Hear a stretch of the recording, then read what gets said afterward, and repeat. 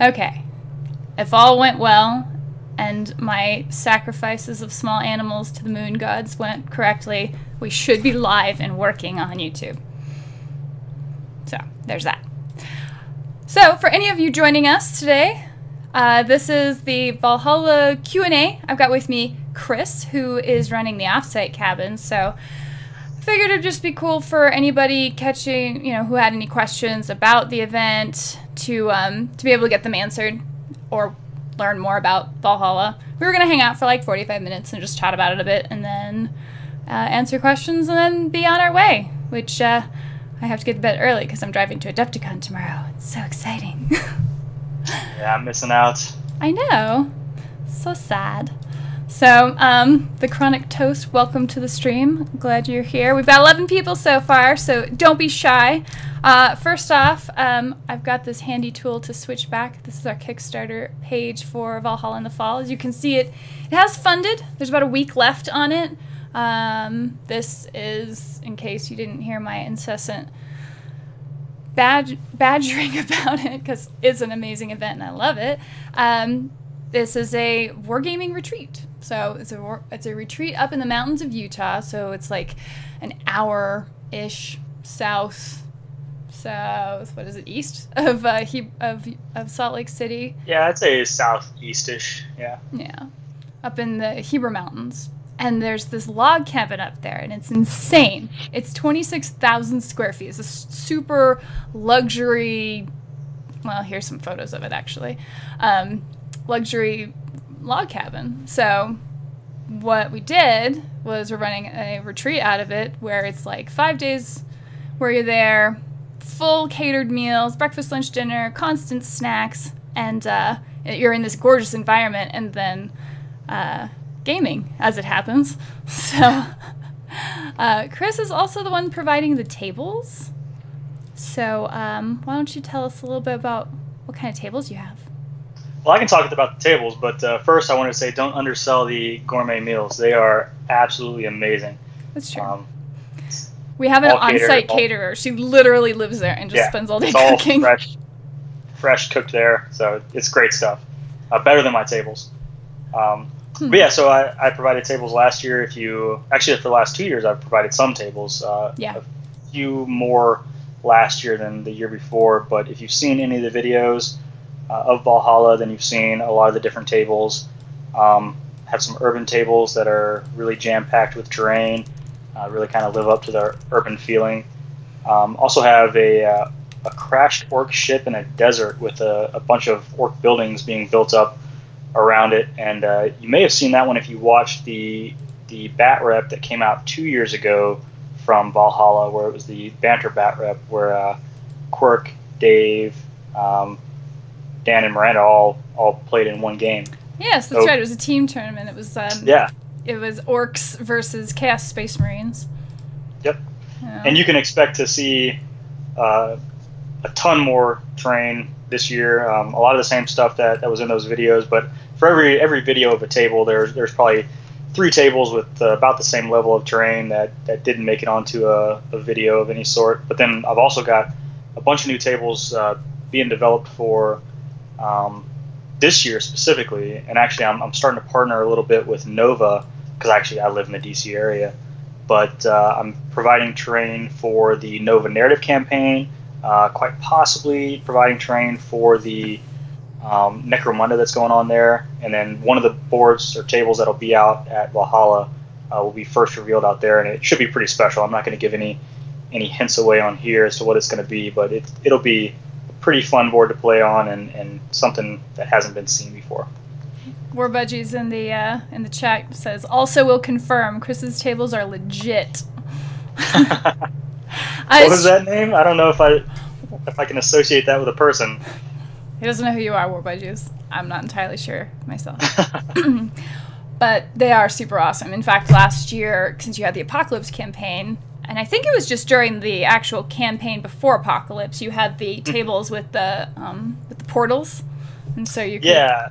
So the portal wasn't mine. I can't claim credit for it. That was actually oh man, I forget whose it was. It was a really neat piece. It had the dual mirror effect where it goes off into infinity and had the lighting. But they were nice enough to let us use that specifically for the Apocalypse game, and also for just some really cool, funky rules playing the tables. May or may not do that again this year. Maybe we'll talk about it on the stream a little bit, see if we get some suggestions in the chat. But it was a really cool rule where one table had an altar on it, and if you killed anything near the altar, then corn demons would spawn, and then those demons would make a beeline for the portal, and then the portal opened up to another table that other people were playing on, and you kind of had to be on teams with whoever was on the other table, because it kind of determined if one side was getting reinforcements or not on the other table. Okay. Yeah. Not your standard, book level missions or chapter approved. No, they were way cooler. Well, I won't say it, but you can. Yeah, that's right. Chris is very modest. That's what he's known for. If nothing else. Paul Knox, thanks for joining the stream, man. He says, I remember Uncle Adam mentioning the Apocalypse game. Yeah, there was quite a few people who played on that, because we had a lot of 40K represented, and then it was probably followed by War Machine, actually. There were a fair bit of War Machine players, so we'll have some more tables for them this year, because I'm actually throwing my hat in on that. I got a 3D printer last year, so there's some more terrain to come, and it's gonna be awesome. Aaron Ross says, I'm starting to get into GW's box games. Will games like Necromunda and Shadespire be played? Those are all played at the board game level, aren't they? Pretty much? Yeah, they are. They don't take up a lot of space. So basically how it's going to work, I let people move terrain around, just as long as they keep it on the table that it goes with, right? So just for my packing ability afterwards. But if you want to clear a spot out to do, a little 3x3 or 4x4, I mean, Shadespire takes almost no space at all. You can play it right there. Or there's, a ton of different areas in the I was going to say, there's like the main... don't have to be in the main gaming room. Right. So you have the main gaming hall, which is where all the tables are set up, and it's generally like several of the 40K tables, War Machine tables, like some Age of Sigmar, some, like, just kind of whatever anybody's actually wanting to bring, because it's all tailored to who the guests are.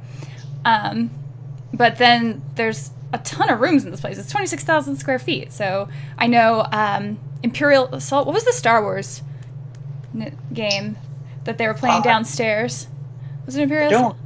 I spent most of my time in the main gaming room because I was running that campaign. But I know there was some X-Wing going on, and I don't know if I saw any Armada. But if it was miniatures, then it was probably Imperial Assault. And they got the new. Oh, it wasn't miniatures? It was a board game. I'm trying to remember the dang board game. It's the one that takes like all day to play, and it has a ton of resource management. I know. Oh, that wasn't a Star Wars game. That was yeah, it was I can't remember it. I know it. If someone said it, I'd be like, yeah, I know exactly what that game is. But it's a game that looks really pretty intense. Anybody in the chat knows about it. It's the game that takes like 6 to 8 hours, and it's set in space, and it's a lot of resource management and stuff. Something Empires, I think. Galactic Empires. There you go. Thank you, Warbudgies. That's the one. By the way, Chris, he says that he attended last year and bought the Mirror Portal. As it happened. Twilight Imperium! That is actually the one, I think. Oh, yeah, that's the one. Okay. Yes. Thank you, Chronicles. So there's 2 different games. Yeah, I don't know what you're talking about now. I do remember Twilight Imperium, because I remember seeing them in the morning and then coming back like in the late afternoon, like, oh my gosh, you guys are still here? There's just like soda cans and water bottles all around. So. But I mean, that just goes to show there's a ton of other things that people play other than tabletop games. Now. Well, yeah. So excuse me if I'm looking off to the side here. I actually have the stream running on the side so I can try to see questions, but I'm not getting comments to pop up, so you'll have to tell me if there's any questions directed at me. All right, I'll be the moderator. If you have any questions, gaming related or otherwise, just let me know. I'll have. Or about Tao, if you guys haven't seen my workspace at all. Yeah, he's got a little bit of a manta in the background, and his shrine of Tao. Anyway. Chronic Toe is currently working on the Bolt Action / Conflict 47 casual campaign for the event this year. We'll have 2 custom tables. Okay, nice. So yeah, the Chronic Toast is attending, and he had reached out to me before about running an actual campaign. So we are going to have Bolt Action Conflict 47 campaign, which I'm hoping to be part of because I actually find Bolt Action to be kind of a really cool game. Okay. And then we may have some Blood Bowl happening. I know one of our guests was wanting to play some Blood Bowl.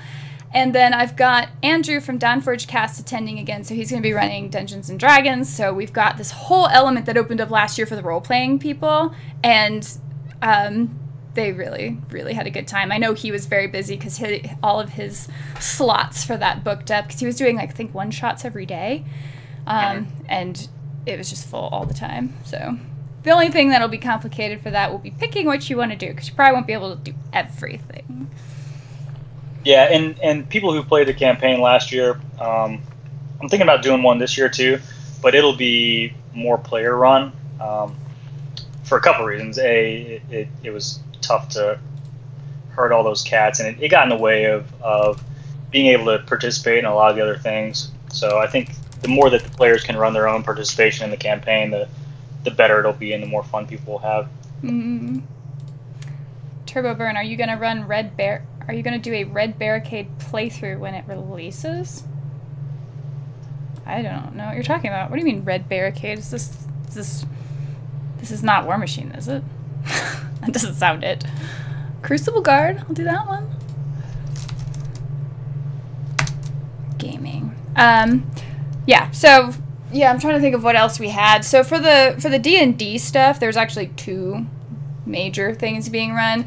Andrew's coming back, and he's definitely doing the Theater of the Mind one. So that was just where they went to an area and you didn't have miniatures or anything. It's a little bit different for, you know, what you'd normally consider a miniature campaign for, or miniature retreat for. But, oh, and to answer kind of one of the questions earlier in about board games like Shadespire and stuff, like their board games getting played the whole time. We had Cthulhu Wars getting played.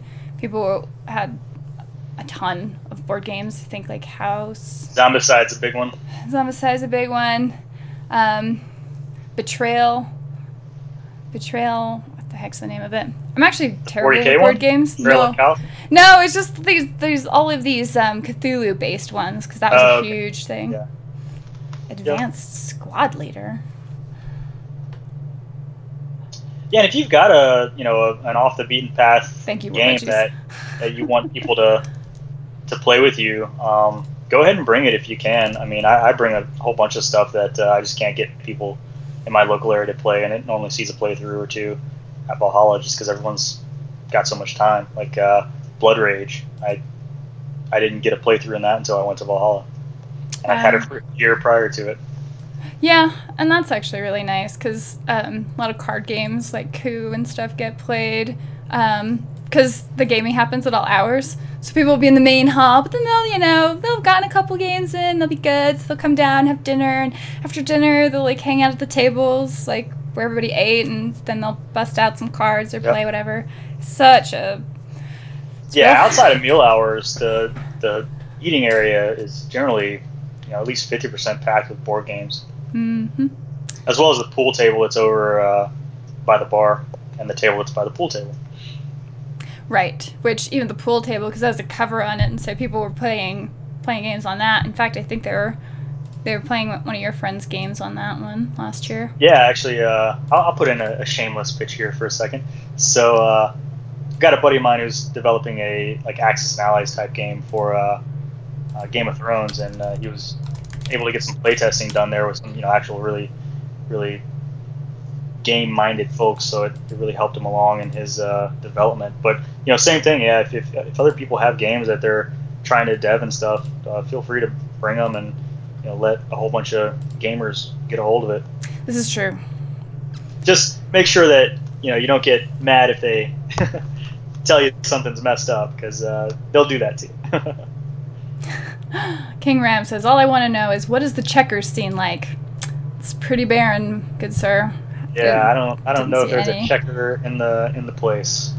There were poker chips. We found that. So it's funny because the cabin, it gets used for all kinds of things. Like it's a It's not a cheap cabin to rent, obviously, but like there's a lot of weddings and I guess other normal people activities or whatever that take place over there. And so we're told like, oh yeah, here's a gaming room, and they have like a ping pong table and air hockey, and yeah, they had like poker chips in a little set. I was like, who plays this stuff?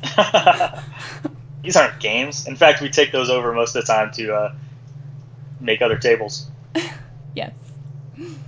Paul says, anyone ever bring zombie dice? That's simple enough. You know, I've got it right here. I can totally bring that. I don't know that I brought it for the past 2 years. Did you? Yeah, I think maybe like a game or two. Yeah, I don't know if it got like a lot of use, but I've got the zombie dice, and I've got the Christmas expansion, and I've got the jock and cheerleader expansion too. Ooh, fancy. I think I have the Christmas one. I think that's it though. That game is pretty fun. So, Dust Strategy will get in a game or two this year. Yeah, that'd be pretty cool. Rexo, on a different note, Miranda, we need to be getting more. Will we be getting more battle reports soon? Got a terrible need to watch fun bat reps. Ah, thanks. Yeah, I actually have one on the timeline that I recorded in February, but I've been working on a project to try and help stuff for mini wargaming, and it's actually taken up all of the time. In fact, I just finished rendering a video covering the Rumble on Route 66 Infinity Tournament from like a week and a half ago. I've just finished rendering that to upload tonight before I leave for Adepticon tomorrow, so I'm sorry. It's probably going to be April before that battle report's out. But it is a really good battle, so you're welcome. Let's see what else we've got. So, no checkers, just backgammon. Sorry, man, not that either. I don't even know if I saw cards being played. I guess if you bring Shadespire, you have that. Well, not regular cards. There were games with cards, but I didn't see anybody playing poker or, war or anything like that. True. Strider Soft says, hi, watching from Oxford, UK. Nice. We have, last year it was really cool. We had a couple people from Germany, of course England, which we have again this year. We had someone all the way from Australia, dear old Max. He was super awesome and excited. It was the first time he had ever been out of the country. He got his passport just to come to Valhalla. Oh, wow. Yeah. I didn't realize that. That's cool. No, it was like the sweetest story ever, because it's almost like, to me, he kind of looks like Harry Potter to me. So I just... And he did stay in my attic. It's... So... No, that was Donald. Oh, okay. Yeah. Max, he was I'm mixing them up then. He was our Australian friend, and it was so awesome because, yeah, he got his passport to come to the States, to come to Valhalla. And then he stayed a week afterward to go visit LA and, like, met a girl and, like, hung out with the GW guys over there. Like, it was just this magical vacation. He told me about it afterward, and I was so happy. But, yeah. And then Josh came out from Japan, too. Yes, that's right. Japan. So we had a lot of countries, although he's in the Navy, so he wasn't really representing Japan, but he did come from there. That's true. That's true. I'll give you that. So yeah, people come from all over the world to come to this one place because it is that cool. Poor Budgie says, if you have enough people staying in your attic to get confused, you're doing life right. No, there's only one person. There's one person who stayed in the attic, and even that was kind of a joke. But I never saw him, so I actually didn't see who was going in and out of my attic, which is a little unnerving, actually, because there's an entrance to the attic in my bedroom. So I guess I should have been paying more attention. You're just wondering, like, why you would wake up extra warm sometimes, or... Yeah, right? No, so we should probably talk a little bit about... Oh, actually, where are some of these people coming in from? Watching from Bristol, UK. Nice. And, from New Zealand. Down Under Blenders here from New Zealand. Hey, welcome. Hang out, ask some questions, whatever. Chris, so all of my bedrooms at Valhalla itself are actually booked out, and most of the beds, there's a couple bunks left. Now, I mentioned on there that there's off-site lodging, so that's something that you're in charge of. You have a cabin down the way. Can you just give me an idea of, like, the distance and all of that. Well, give the audience, I know what it is. Yeah, exactly. So, actually, I have 2 cabins available. We're going to start, obviously, filling up the closer one first before we start spilling over to the other one. But the first cabin, it's one I've been renting for a couple of years, and it's a lot of fun. So it's about an 1/8 of a mile away, a little bit of an uphill to get there, but then again, it's a downhill to get back.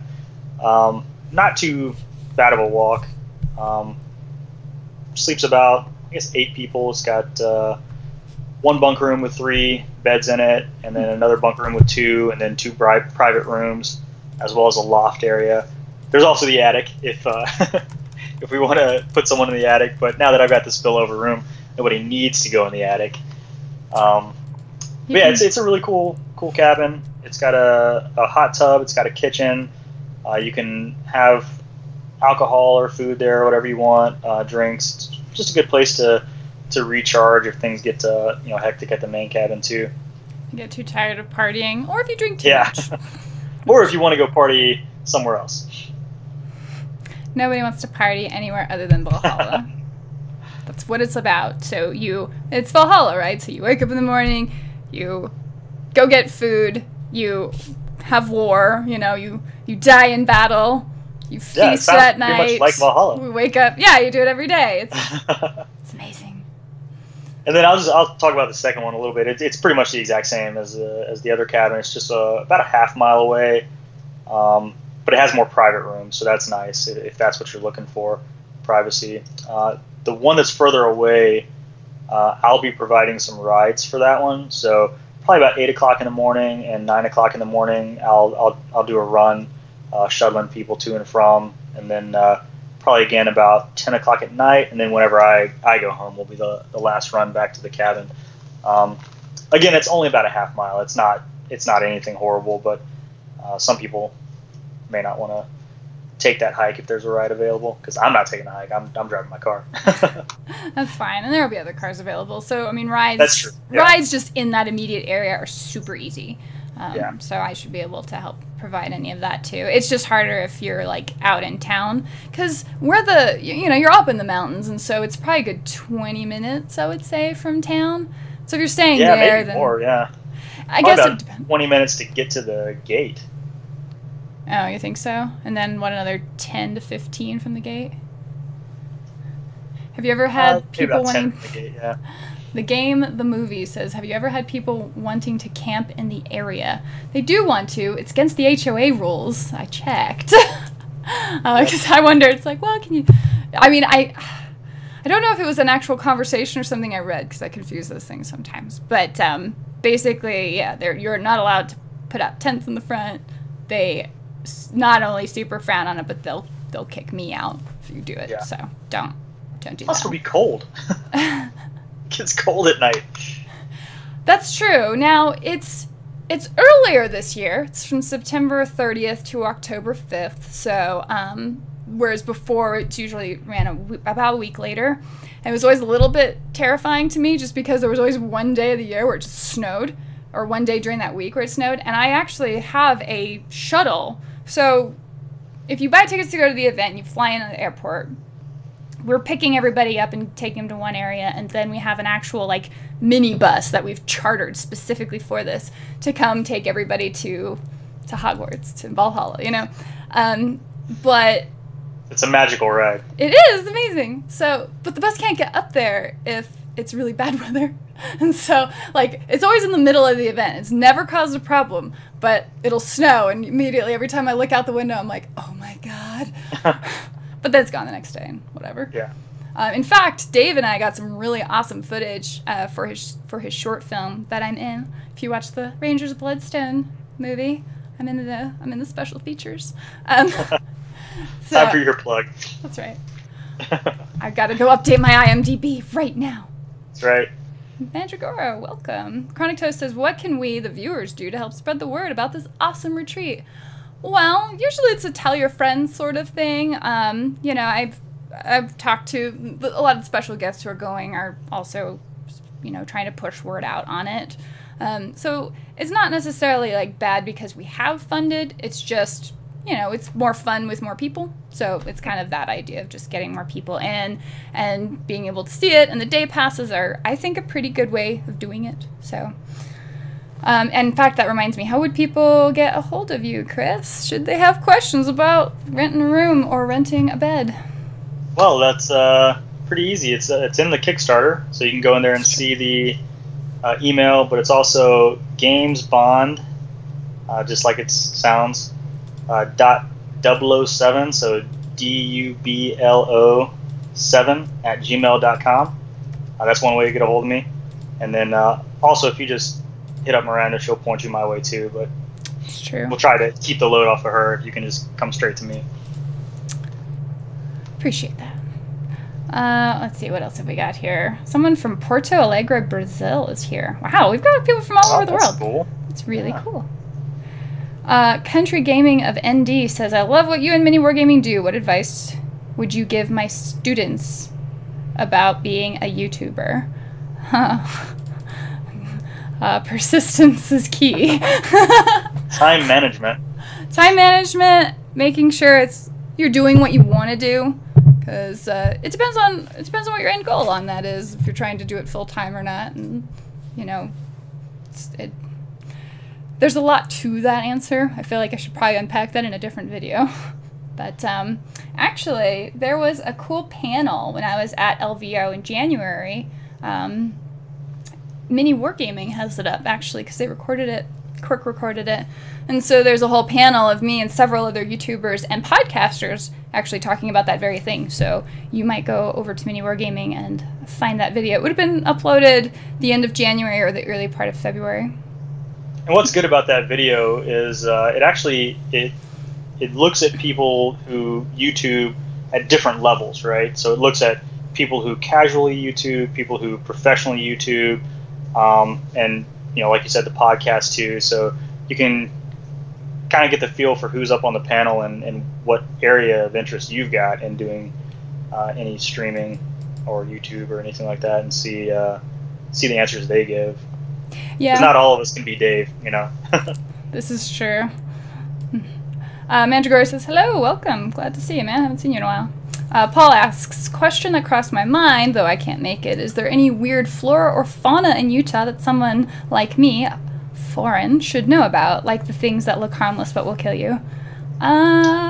Say try not to eat anything out there that's not on the plates. That's probably the first rule.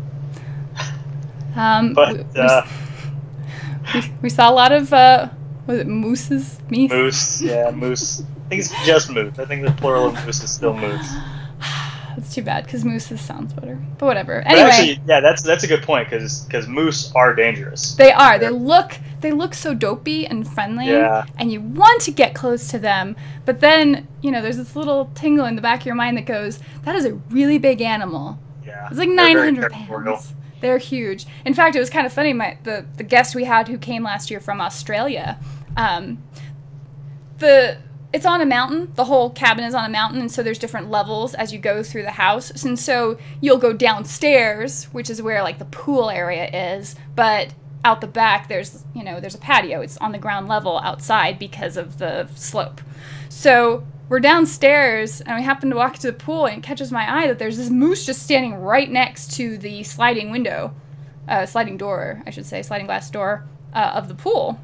And so I'm like taking my camera, my phone out. I'm like, oh, this is awesome. And then he comes in. He's like never seen this animal before in his life. And so he was getting footage to take back and show his family because it was just really neat. You're like 10 feet away from this moose. And it did not care at all. Like the animals up there have obviously never heard of hunting permits. Well, yeah, it's a no hunting area for one, but it's all it seems secluded, right? Because there's trees all over the place, and it is a mountain, but it's also it's kind of a resort area for people too, for lack of a better word. Vacation homes, really. Well, Utah specializes in skiing, and so there's a lot of people who go and either rent cabins there or live there, like have it as a vacation home for skiing season or for certain retreats. Actually, kind of crazy. So I wouldn't let the flora or fauna scare you off if you're worried about getting attacked by anything. But if you do see something, as always, give it a healthy birth. Well, allergy medicine is certainly like just a good safety thing. In fact, one of the things I did as one of the updates last year was for anybody traveling from far and wide, make sure you do bring any allergy medicines that you might need when you typically travel, just so you kind of have your bases covered. Because you're all always from town, and I try to have stuff, but you can't think of everything. That is true. We did have someone with a kind of bad allergies, not really an allergic reaction, but bad allergies last year. Yeah. Had to go run out and get some antihistamines. So yeah, War Budgies confirms, don't tangle with the moose. In fact, there was one morning we walked out and there was a deer that had caught its antlers in the volleyball net outside. Another game I don't know anybody plays, but whatever. And so they ripped this hole in the net, and while taking a picture to send to the property manager, like, I didn't do this. Because they're very, very strict about what you can and cannot do over there. So please help us to not get in trouble. Yes. Mandragora, aren't all the rooms booked? The last year rooms available at funding totals were synonymous, so the Farseer room didn't get booked. The event didn't happen. Well, we've met funding, and yeah, all the rooms were already gone. Like, that went right away. It's just bunks now. So mostly it's just this stream is about answering questions for people who have already backed it and people who just don't really know about it, because I want to talk about the event because it's rather near and dear to me. Well, and me. So for other rooms. That's true. So the rooms on site are all booked up, but we have off-site stuff. So Chris has both bunks and private rooms. And so people looking for that actually have that option. It's just the way you have to do it is because we're kind of operating it separately. Valhalla just books based on its own cabin, so anybody staying there. But you can buy day passes through there, but then you separately would talk to Chris about room arrangements. Yeah, we did it partly because of, if all my rooms booked but the main cabin didn't book, then we couldn't have Valhalla. So, it would not be that fun. That would be a bad situation. Yeah. Kickstarter doesn't delineate so terribly well on that. Yeah. Let's see here. Down Under Blender reminds me of what my mates and I did a few years ago. We went to a mates batch up at a place called, oh gosh, Ruapui in New Zealand. I hope I didn't butcher that name. And 30 of us had 6 games of D&D going on for 7 days. Oh my gosh, that sounds amazing. That sounds intense. Chris isn't the RPG type, but that sounds I'll give it a try. Awesome. With the new Old Spice character, maybe I'll get in a game. Where did you find that? Well, it was an originally, like, I think Old Spice just put it out as something funny, right? But then I want to say Pathfinder got a hold of it and said, no, you're doing it wrong. If you want to have a class, this is what it should be like. And it's now an official Pathfinder class. Wow. Okay, that's pretty cool. Yeah. And I should clarify, Andrew from Dawnforgecast, he plays both, but I think he's mostly coming up this year to do Pathfinder, which is what he did last year, because we had a separate person doing the D&D. So it really just, again, depends on what people respond to in the backer surveys. People are like, I want to play D&D or Pathfinder, or I only want to play this one or this one, and then we just accommodate both. But yeah, 7 days of D&D gaming sounds, it does sound intense. The game, the movie. Perhaps next year I can go to Valhalla, but I'm going to Lock and Load this year instead for the first time. Sweet, you'll get to see the release of the Crucible Guard. I'm jealous. I don't know that I'll be able to go. It is kind of far away. Country Gaming of ND. Oh yeah, you have the student who's looking to do the YouTube thing. Yeah, check out. It's on Miniwar Gaming's website.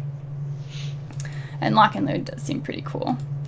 War Budgies. The deer literally played more volleyball than any of us did. This is true. So, I mean, it's a gamer's retreat. Like, I wasn't really planning to say, okay, guys, this is where we're going to have the track meet, so. The pool gets used a lot, though. The pool does. Definitely gets used, and so does heated. Yeah, and the basketball, goal in the pool gets used a lot. So there are sports being played, too. Man, I was running around. I think there's alcohol involved, too. Well, I mean, okay, so not in the pool. Not at the pool. Yeah. You can do whatever before you get to the pool. Once you're there, you gotta be no alcohol on hand. I didn't get to play in the pool at all last year. I was just constantly running around. I would like to visit the pool again this year. That would be nice. Same with the hot tub, for that matter. But yeah, there's a huge hot tub that holds a bunch of people, and yeah. But I mean, at least your place had one, so. Yeah, that's true. I've been in mine, but I haven't been in the one in the main cabin. Let's see. Country Gaming of Indy. This might sound weird, but do you get anyone coming to watch, just to watch, or SOs who just come by to hang out? Are you talking about at Valhalla Country, just to clarify the question? Mandragora, is there anything like a trailer motorhome friendly resort nearby? I will live in one for the week if it means I can get a day pass. Maybe. I mean, so here's the thing about the day pass. Like, Chris's cabins are really convenient because you're just walking distance from everything because it's a gated community. But, I mean, if you have a way of just being there otherwise, you're totally welcome to come if you have a day pass. Like, that's fine. Yeah, there's nothing that keeps people from finding their own arrangements outside of the community and commuting in every day. But, you know, I can pretty much tell you, though, like, you're going to be paying about the same prices or more living out in town and having to commute every day. So I don't know how much it would be worth it. Talk to me, send me an email about the trailer. Once I find out kind of the spaces that are around mine.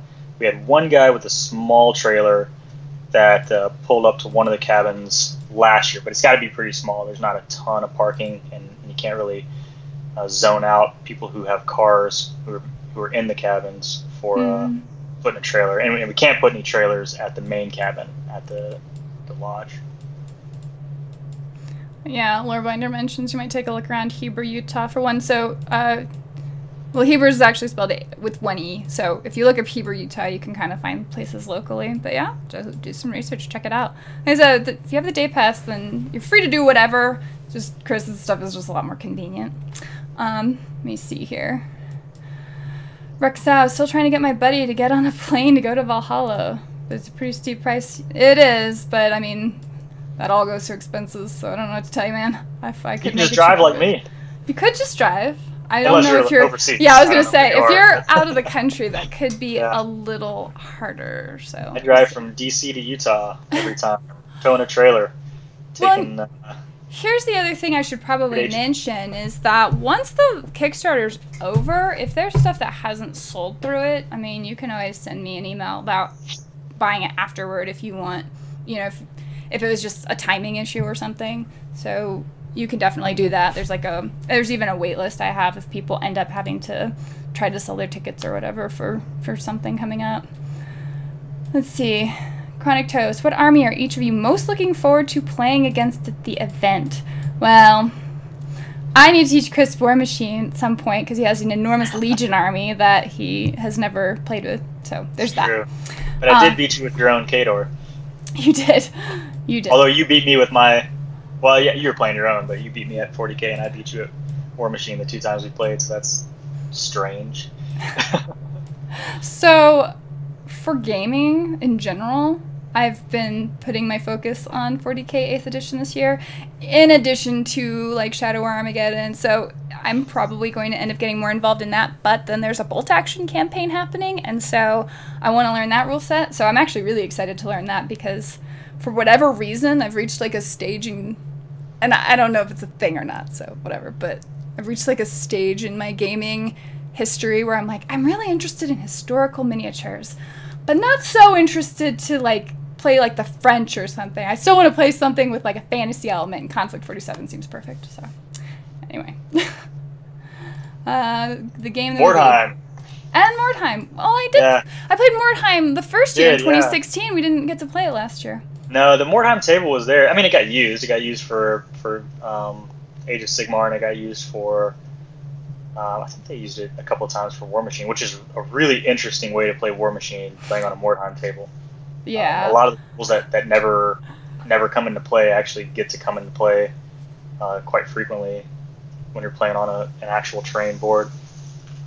But yeah, I'm bringing more Mordheim stuff this year. Hopefully, some people will play. I think one of the big things is it's tough to build a Mordheim warband, so people don't want to sit down and take the time to build one. But hey, if you're watching now and you want to play Mordheim, I come with either a brand new warband, or I've got my persistent warband. You can play me at either one.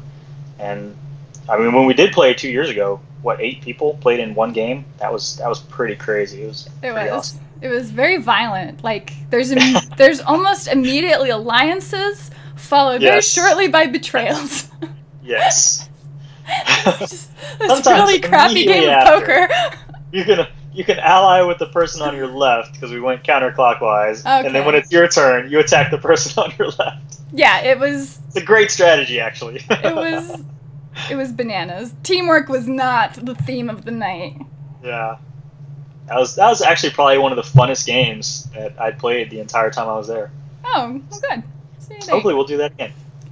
The game, the movie. It sounds like a relaxing gaming vacation. I'm not into hardcore competition, so I'd like to try Valhalla. Well, funny enough, that's actually kind of why it was designed that way. So, of course, you know, I'm going to be going to Adepticon tomorrow, and they have all these awesome tournaments, and LVO and Nova. Like, you come from all over to meet, like, high-fiving gamers and compete in these events and stuff, and that is really cool. It's just there's the other element of people who just really enjoy casual gaming, but they really love it. And so we have, I mean, enough people are interested. Evidently the market is there for people who just want to be able to relax while they game. And so it's just this super comfortable environment. Everybody gets along with each other. You know, there's no real schedule. I mean, you just do what you want when you get there. And so you just pick up matches with people and make new friends, and it's just super casual, but in a way where you actually feel like it's a proper vacation. Because I'll tell you, coming back from Adepticon, I'm going to be more tired than when I left. Because this is how conventions go. You're trying to get to everything. And so, you know, it's not a sponsored event. Valhalla doesn't have, like, sponsors or any sort of vendor hall or any of that. You just go there and enjoy the spirit of gaming, truly. It's not commercialized beyond that. So that's why I love it, and that's why you should definitely try it at some point. And one of the cool things I really liked about it is you can just try crazy stuff. Like, there's no, you know, it's not like when you go to your local gaming store and you think, okay, I'm going to get one game in over the entire night, so I want to make it count, right? You'll be there for 5 days. You can get 20 games in if you want to. So you can just try crazy things and just have fun with it. Yeah, exactly. And so five nights worth, in fact. So it ends up, I realized after, so the first year when I did it in 2016, it was like a 4-day event, and a lot of people were just like kind of gaming until they like got really tired. And so I realized like adding the extra day made a huge difference for people just actually getting to truly relax, because generally the first day or two, people are just going nuts with gaming and hitting, like, you know, trying to play as many board games and meet with everybody as much as possible. And then they, like, all sleep in, like, 2 days in, and miss breakfast. And then they get up and they're like, oh, okay, I'm relaxed. And then it's like they've unwound. So it seems to be the process for it. So having that time made a difference. So country gaming, yes. SIG others, and yes, Valhalla. So I'm assuming, so in reference to your other question, do people ever come up and watch? Yeah, I mean, if I know about it ahead of time, if you want to just come up and take a look at it, that's totally fine. You know, come up for like a couple hours and see what it is all about. I mean, that kind of works for locals, and you kind of have to stay with somebody, like, to walk around with. But yeah, you can come up. Let's see here. Mandragora. It comes to $300 a day for room and all you can eat, doesn't it? Yes. So it's the room, and it depends, because like some of the rooms you can have multiple people in, and all of the beds there you can have 2 people in. So I mean, it just depends on how you split it. But yeah, then every single meal is catered. Of course, there's the gaming hall, and then your lodging and everything's covered for that whole time. It just doesn't cover travel. And then if you stay with Chris's place, it's actually probably a little less expensive, because I don't think I've done a per day thing, but well, I guess it's so. What were you saying the day pass was? Sorry, I don't have Valhalla Kickstarter open. The day pass is $450. Okay, so $450. So yeah, so a private room is going to be $1450 total, including the day pass. Once you get the day pass from her, so yeah, you're looking about a little less than $300 a night for a private room, and then the bunk room at my cabins are only 500. So yeah, only less than 200 a night to stay at my cabins. Which is actually another nice thing about the off-site cabins, is it does make it a little more accessible for the folks who want to come later. Let me see. How about Bushido? Are there some Bushido enthusiasts? I don't know. So here's what happens. Whenever Valhalla funds, a survey goes out to all of the backers and says, what games do you play? What games do you want to play? And so everybody sends in their answers back of what it is they're interested in and what it is they're planning to bring. And from there it's coordinated. Like, as long as there's like at least another person who will play this game with you, then yeah, I'll put that down and be like, okay, well, we're going to have a Bushido table apparently because there's like 3 or 4 people interested in playing it, so we'll make it happen. So it ends up being customized in that regard. So I don't necessarily run the event saying, these are the games that are going to get played. It's always tailored to whoever's coming. War Budgies, game until you drop, make a fortitude save, and game some more. Exactly. Well, again, it kind of plays into the whole Valhalla idea. And yes, Rexau, by the way, Chris, would have been driving from the Netherlands. Ah, yeah. Not until that land bridge reforms. Christopher Brandon, with the popularity of the event, have you considered holding it maybe twice a year? Or is that just too much of a logistical headache? That is a nightmare, actually. Like, I keep trying to convince her to it. Yeah, if I'm not going to convince her, I don't know if anyone else will either. Wait, Maybe Tommy. So here's the problem.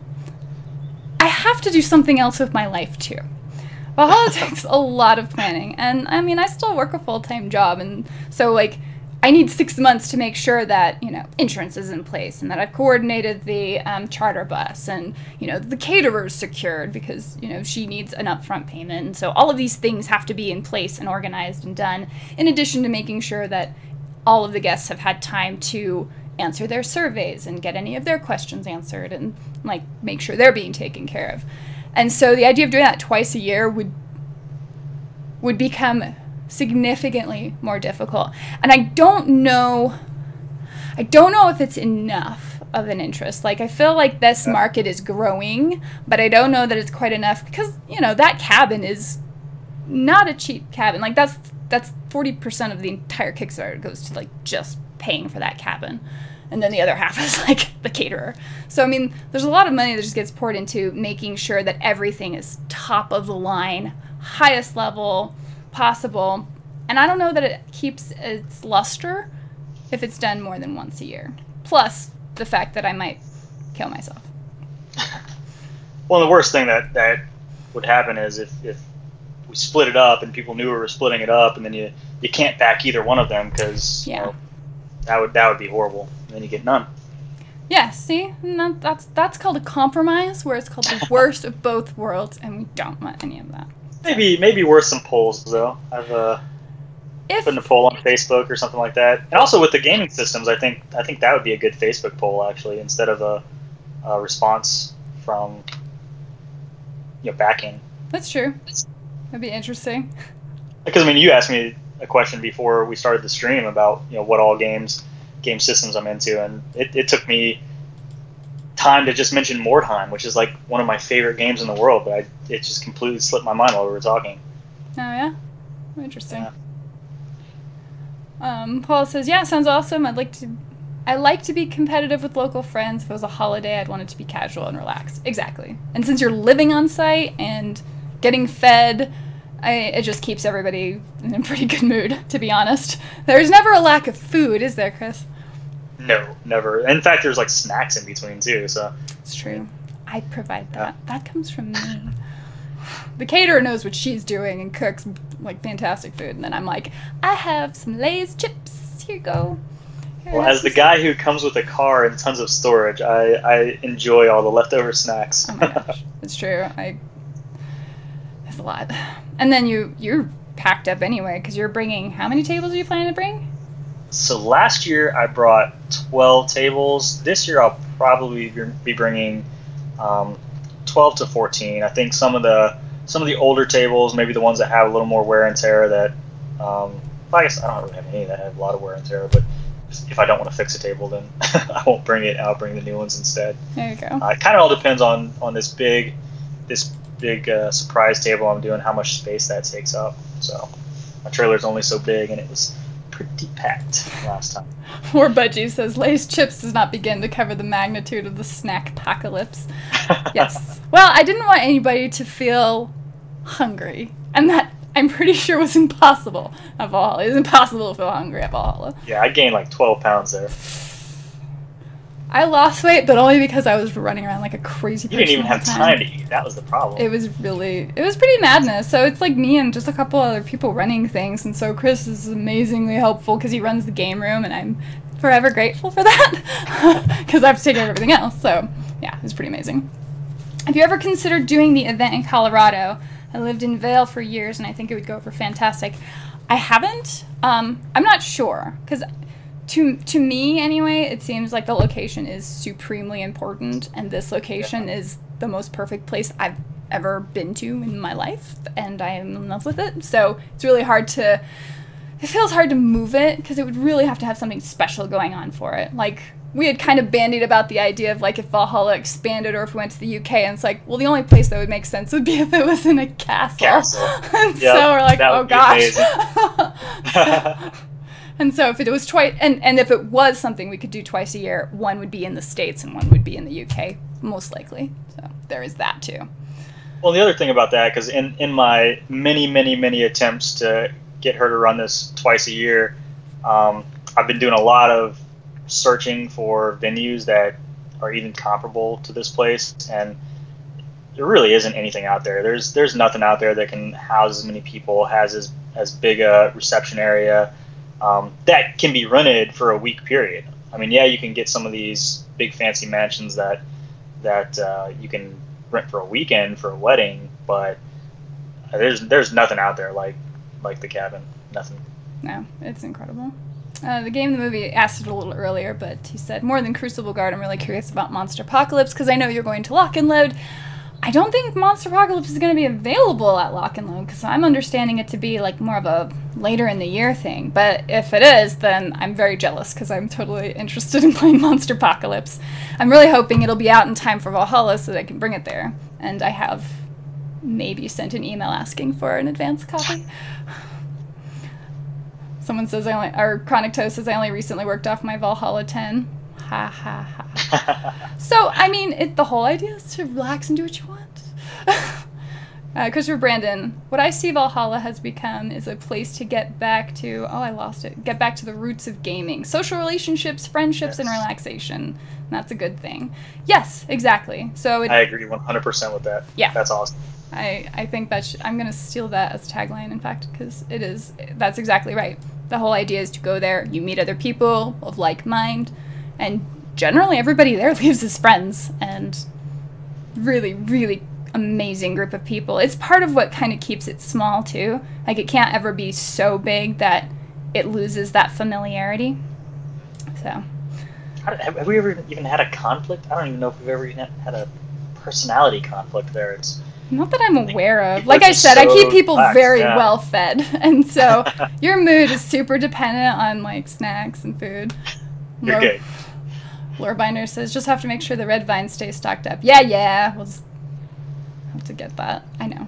So right before the event, I go to like Sam's Club or whatever, and I buy like 2 enormous, because the carriages there are like the size of a small car.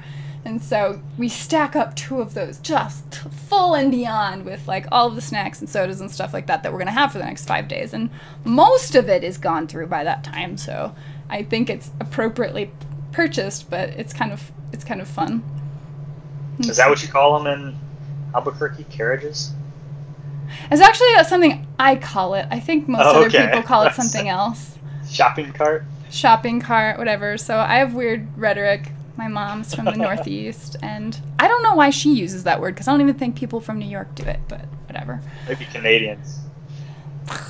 Don't go accusing me of being Canadian. That's horrible. We have enough Canadian friends. They could rub off. Down Under Blender forgives me for my butchering of the name earlier, so I appreciate that. Thank you. Paul says, I went to a wedding in a castle in Northumberland, UK, near me. But a week would be an insane price. Yup. Progernet wants to know, is that a manta? Chris, would you let him know? Is that a manta? Yes, this is a manta. It's, well, it's my manta. It went to Valhalla. It was at Valhalla. It's been there. It's been to Nova. So if you've seen any of the stuff coming out of Nova, it played in the narrative campaign at Nova, and it played in the Apocalypse battle at Valhalla. So it does see some table time, and it's killed its fair share of things. So it's ridiculous. It actually earned a name at Nova, the Subjugator of Worlds. Huh. Man, I can only hope for an amazing title like that sometime. All right, well, anyway, we're going to have to wrap this up here in the next few minutes. If you have any questions left, definitely throw them in there. Don't be shy. I feel bad because I feel like more people are now coming in because, I don't know, maybe it's after work or whatever, but I have to go. I got nothing going on. I have to go. We're going to see a movie tonight. I'm going to go see that movie Gringo. So I'm going to ditch all y'all. But, again, and this live stream is not about, is not the only place you can ask questions, obviously. Like, you can ask them through the Kickstarter, you can ask, just send an email to me at wargamergirl@gmail.com, to Chris at, what's your email again? gamesbond.007, but it's spelled out, so gamesbond.dublo7@gmail.com. And if you know the guy who owns GamesBond007, tell him to give me that email, because I'm tired of having to spell it out 00. Yes, exactly. What is the airport? So if you're flying in, you go to the Salt Lake City Airport. So it's super easy. SLC. So Salt Lake City is the code for the airport there. And that's where we gather everybody, and then you hop on the minibus to go up to Valhalla. So once you get there, you don't really need any transportation unless you need to go into town for something, and someone can usually always take you there anyway. So you don't have to worry about like a car or anything when you get there. Let's see here. What to finish up here? The Monster Apocalypse dev team will have a panel. Oh man, really? All right, tell me how it is. Let's see. Whoa. Alright, Down Under Blender, I've been looking at starting a channel for doing battle reports, 40k and Sigmar. Anything to help on that topic or later?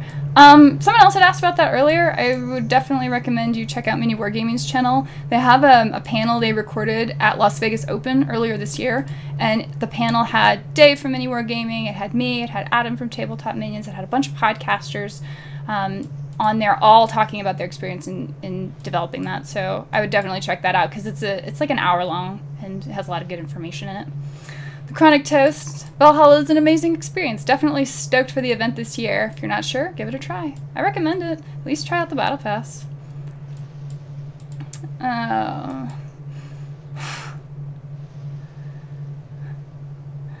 poster wall? No. Alright. I think on that note, we're in pretty good shape. I'm going to have the link to the Kickstarter in this video, but you can always just look up the keyword Valhalla on the Kickstarter, on just Kickstarter proper itself, and it comes up, so definitely check it out. Thank you guys for hanging out, and like I said, if you have any other questions, definitely let me know. And any other thoughts, Chris?